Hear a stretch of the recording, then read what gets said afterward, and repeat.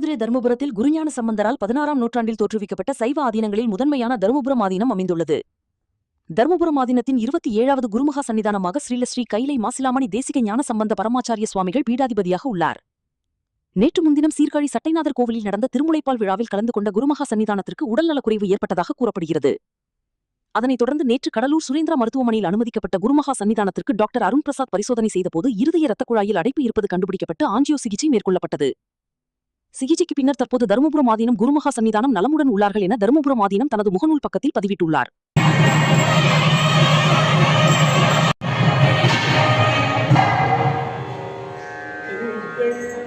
செய்திகளை உடனுக்குடன் தெரிந்து கொள்ள லைக் பண்ணுங்க, ஷேர் பண்ணுங்க, சப்ஸ்கிரைப் பண்ணுங்க, மறக்காம கமெண்ட் பண்ணுங்க.